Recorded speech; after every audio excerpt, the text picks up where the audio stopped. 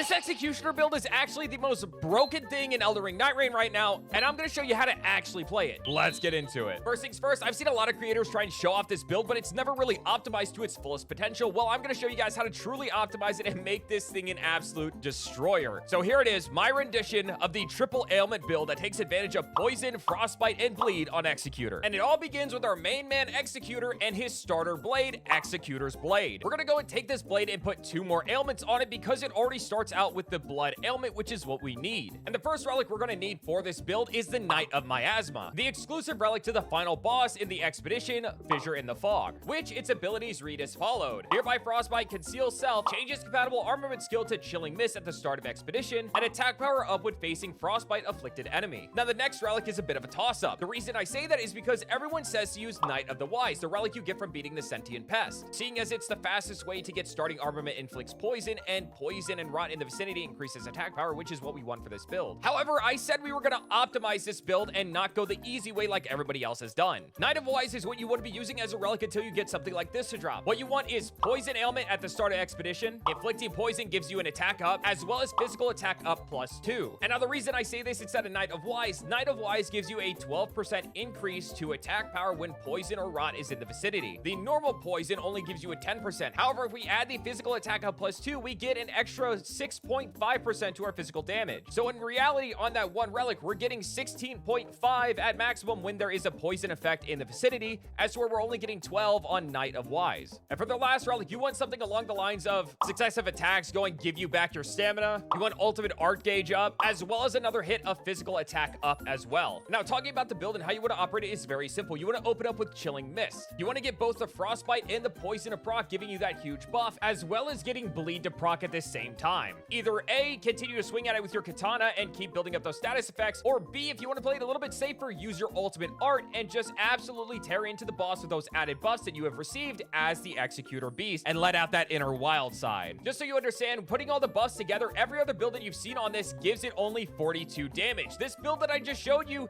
gives the Executor 53% increase to damage at his optimal pacing. And this build will absolutely slaughter any boss, Night Lord, anything of your choosing. It tears through it, Claws of Fury. But with that, that has been my rendition of the triple ailment build that's been flying around social media. I hope you guys did enjoy. If there's any other builds you want to see me do, please leave them in the comment section below or DM me personally. I'm always reading them, comments or DMs. I seriously appreciate you guys. Hope you have a beautiful rest of your day. Remember, it is Father's Day, so hug your dad, let him know you love him, and I'll catch y'all later. Peace.